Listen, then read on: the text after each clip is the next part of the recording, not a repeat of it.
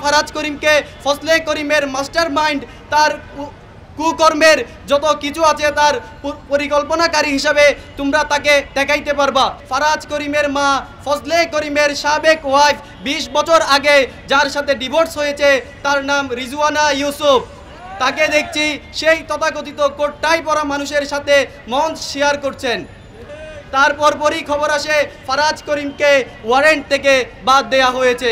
কোন অদৃশ্য শক্তির কারণে তারা ফারাজ করিমের নামটি বাদ দিল আমরা তা জানতে চাই। রিজওয়ানা ইউসুফের সাথে কোথায় বসছেন আপনারা? কোটটাই পরিহিত হাইকোর্টের বড় বড় লয়ারেরা কারা কোথায় বসছেন সব খবর আমাদের আছে। এলইডি আকারে এনে সব কিছু প্রকাশ করে দিব।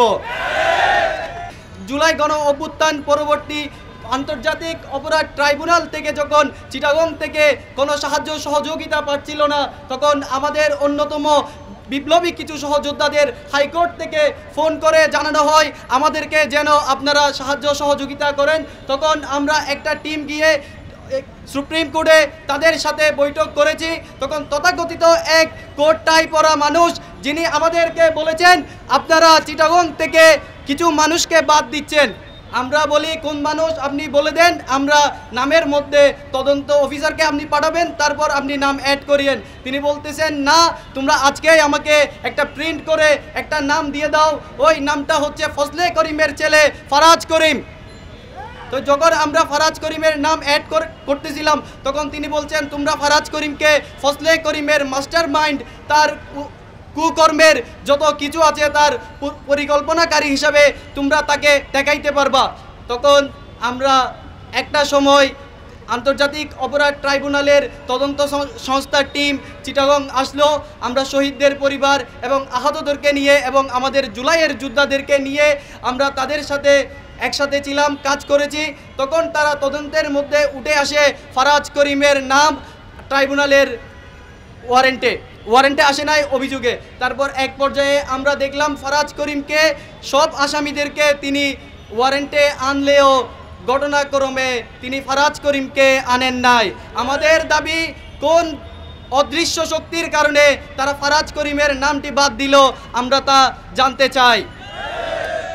সম্প্রতি কিছুদিন আগে আমরা দেখতে পেরেছি ফেসবুকে ফারাজ করিমের মা ফজলে করিমের সাবেক ওয়াইফ 20 বছর আগে যার সাথে ডিভোর্স হয়েছে, তার নাম রিজওয়ানা ইউসুফ। তাকে দেখছি সেই তথাকথিত কোটটাই পরা মানুষের সাথে মঞ্চ শেয়ার করছেন। তারপর পরই খবর আসে ফারাজ করিমকে ওয়ারেন্ট থেকে বাদ দেয়া হয়েছে। আমরা কি আসলে বুঝতে পারি না এখানে কি চলছে ভিতরে? আমরা আন্দোলন সময়কালে কাউকে ভয় পাই নাই, আপনাকে ভয় পাওয়ার কোনো কারণ আমাদের নাই।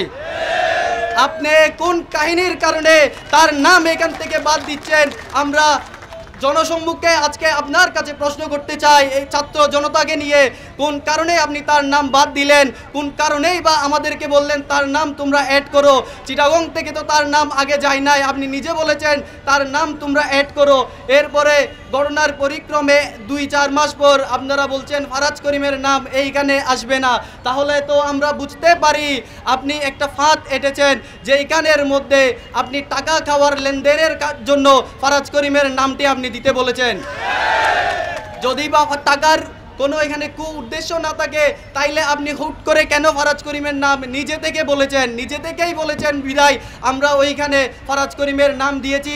এবং যথেষ্ট পরিমাণ সাক্ষীর ভিত্তিতে তাকে ওয়ারেন্টে আনার মতো যত সাক্ষী দরকার সব সাক্ষী ওইখানে ছিল, সব সাক্ষী আমরা দেখেছি। কিন্তু ঘটনাক্রমে আপনি তা হতে দেন নাই। আপনি রিজওয়ানা ইউসুফের সাথে কোথায় বসছেন আপনারা? কোটটাই পরিহিত হাইকোর্টের বড় বড় লয়ারেরা কারা কোথায় বসছেন সব খবর আমাদের আছে। আপনারা যদি এটার সুষ্ঠু বিচার না করেন আমরা এই বীর চট্টলা থেকে ঘোষণা দিতে চাই, আমরা তা জনসম্মুখে এলইডি আকারে এনে সব কিছু প্রকাশ করে দিব। আপনি রিজওয়ানা ইউসুফ সে একজন গণহত্যাকারীর আইনজীবী, তার কাজ আওয়ামী লীগকে আবার পুনর্বাসন করা, তার কাজ রাষ্ট্রীয় বিচারপতিদের সাথে বসে বৈঠক করা নয়। আমরা দেখতে পাই, আমরা অনেকবার অবজার্ভ করেছি সে আন্তর্জাতিক অপরাধ ট্রাইব্যুনালের তদন্ত সংস্থা অফিসে গিয়ে সে বৈঠক করে। কেন সে বৈঠক করবে? আপনারা তো রাষ্ট্রের আইনজীবী, আপনাদের সাথে তো তার কাজ নাই, সে একজন গণহত্যাকারীর আইনজীবী। নিশ্চয়ই তাহলে এখানে কোনো কিছু আছে যেটার কারণে আপনি তাকে নিয়ে তাদের সাথে বৈঠক করেন। আপনারা তার সাথে চা খাওয়া বাদ দেন, তার সাথে ফোনে চ্যাটিং করা বাদ দেন, তার সাথে আড্ডা দেওয়া বাদ দেন। না হয় আমরা জনসম্মুখে সব কিছু প্রচার করে দিব।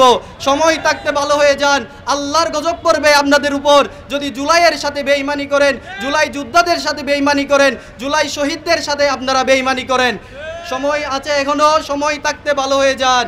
যদি আমরা এই বিচারের কোনো দিক এখনো আপনাদের পক্ষ থেকে কোনো দিক নির্দেশনা আমরা না পাই, তাহলে আমরা আহত পরিবার, শহীদ পরিবার এবং চট্টগ্রামের সর্বস্তরের ছাত্র জনতা সবাইকে নিয়ে আমরা কঠোর আন্দোলনের হুঁশিয়ারি দিচ্ছি। যদি আমরা ট্রাইব্যুনালের কাজে উল্টাপাল্টা কিছু আমরা দেখি, তাইলে আমরা চিটাগং মহাসড়ক ব্লকেট করতে দুইবার চিন্তা করব না। এই পর্যায়ে আমি এই বলে আমার বক্তব্য শেষ করছি। আসসালামু আলাইকুম।